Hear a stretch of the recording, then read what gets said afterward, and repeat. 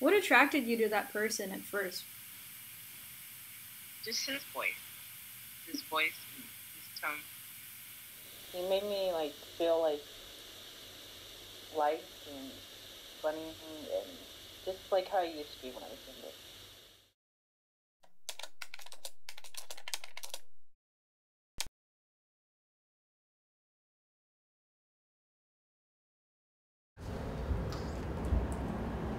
Go LA.Craig. Yeah, there it is. Yeah.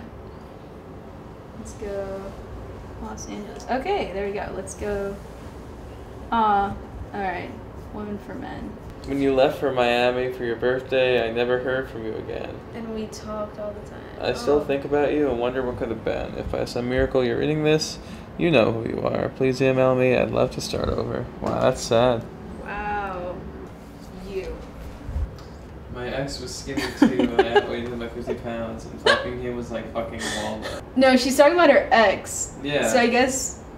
But fucking Waldo, like he's not there, or Waldo's like a skinny guy. Yeah. The hell does that mean? They're both skinny. Is she like into skinny guys? Oh, I remember this one. I love this one. Oh my god. Yes. Okay. This is fucked up. Yeah, I can summarize the story for you pretty quick. So pretty much he's like this guy who was like a construction worker and he was working by the street or whatever, and he was about to like fall into the hole of one of these like like an open one like on the street or whatever, and he accidentally like grabbed her bronze shirt and it like tore off, like her boobs were completely out. Wow. And then he fell on the ground next to the hole he was going to fall in instead. And it's pretty funny. No, and then she was walking with two friends and they completely beat him up and she was punching him in the face.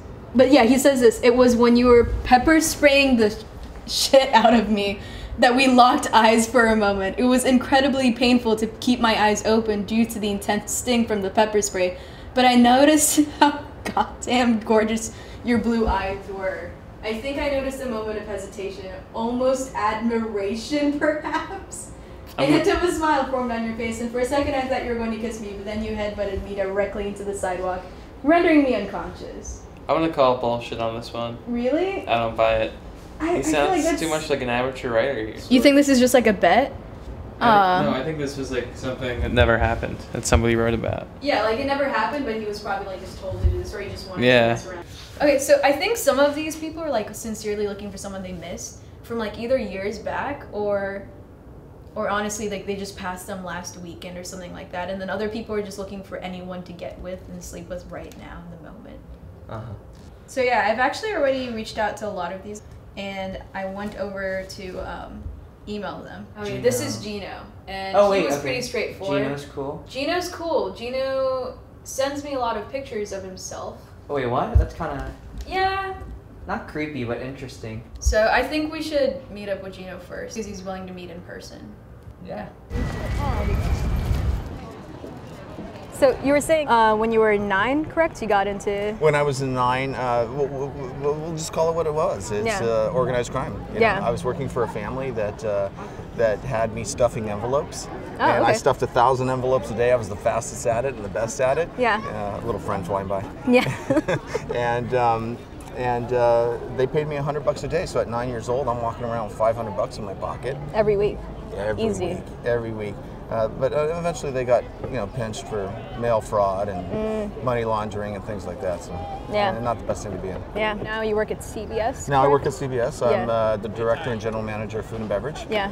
And it's a great job, man. I'll tell you. They're so down to earth over there. Some really good shows. So yeah, why did you post on Misconnections? I mean, what was your posting again? I tried to check on it again. Okay, so I was having lunch over at, actually with the Persian family. I was having lunch, and there was this large table, and they were kind of loud, and the 88-year-old woman, she doesn't like a lot of noise. And so there was this one table, and so we moved tables, and we're sitting at a little quieter of a table. Yeah. And there was this girl that came from the bathroom, and her and I made this eye contact, and I can tell it was a good eye contact. However, I could also feel from her eyes that, be careful, and sure enough, as I sized up the table a little bit and read it, she was with a gentleman that was there. Yeah. But she couldn't stop making eye contact with me.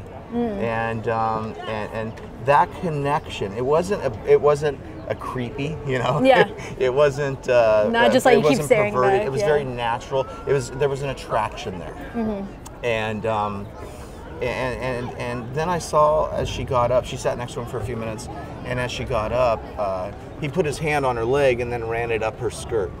And with me behind them, I mean, let alone you're in public, you know. Yeah. And I could tell she was a little bit That's disgusted by that. disrespectful. So when she left, when she turned around after being embarrassed, you know, they could see, people could and see I could see, you know, that there's just certain things you don't do in public.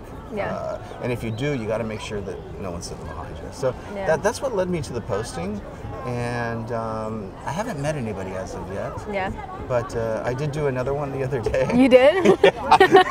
Oh, you're getting into it. I think you might have encouraged me, actually. Yeah. You never know why people cross your paths. There's so many different reasons, and I don't challenge those things because I believe that there's no coincidences in life, that everything happens for a reason. Yeah. You know?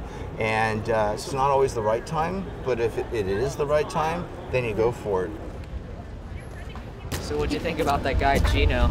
He was actually really, really interesting because after our emails and texts, I thought like, this guy seems like kind of normal and he's really nice seeming, but then also he sent me a lot of pictures of himself. But after meeting him, like, I never would have imagined something like him on Misconnections. I had this perception that it's just like... Just creeps? Yeah, I really did. I think he's such a romantic. He is! You know? He gives sends roses to flowers. strangers, you know?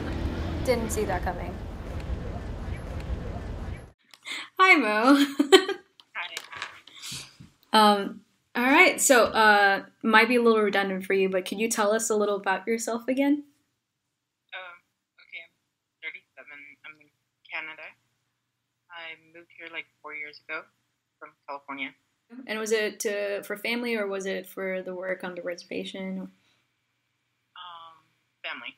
Family? Yeah, okay. And so you met that person, did you connect with them? How'd you meet that person again from Misconnections? Well, no, from, it's called Partying Line, Mm-hmm. the app.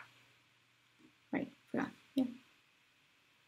So it was just like, sometimes I can't sleep, so I go on that and chat with people. The only thing you hear is voices, like a one-on-one call, and it's just like talking on the phone. Right, so you talked to him for like a couple days, or was it just that one time for a couple hours? Yeah, it was that one time, like for about 45 minutes. How long ago was that? A couple of weeks ago. A couple weeks ago? Oh, so that's pretty recent. Yeah. What attracted you to that person at first? I mean, it's through a digital realm, so did you see like a picture, or was it, what was like the connection that made you want? Just his voice and his tone. We were just talking about his family and the area he lives in, and he was just like really amazed that I knew the area because I was living up in Canada now. He's like, "Oh, you're from here," and stuff like that. And it was just I don't know how you say it, clowning around, just joking around, and it just made me laugh. And just made me think about like when I was younger. Just living in Los Angeles. So, to hear like someone's voice, like they have different, not a dialect, but a different tone of a voice. Yeah. Like, Almost a vernacular, or... yeah. Mm-hmm. So you know if they're from California, and just to connect with the people. Thank you. Do it like my kindergarten teacher used to. Dun dun dun dun dun. You know. You guys never do that to get the class's attention? Oh. Oh yeah, we did. It's like. Yeah, that's what I the- meant. Yeah. I don't know how everyone knows about that. It's kind of funny. Yeah. Did you even know Misconnections existed before this? I did not know Misconnections existed, so I thought we were gonna find some weird people. Less legitimate? Yeah, you know, like OkCupid and like Tinder and stuff. You have a profile and like there are like pictures with Misconnections, just like posts. I thought it was like a porn kind of, not a porn kind of thing, but like a hookup site. But afterwards, after meeting Gino, I realized that that's not all there is. Like there's people like Gino who are just honestly trying to make a connection. It takes a specific character, I think, to still make the post, but most of us like have the same experience every day. Like you go to a coffee shop, you meet someone, and you think it's like really great, and then they have to go, and you're like, why? And you kind of just are trying to like keep that moment going because you think there's something there.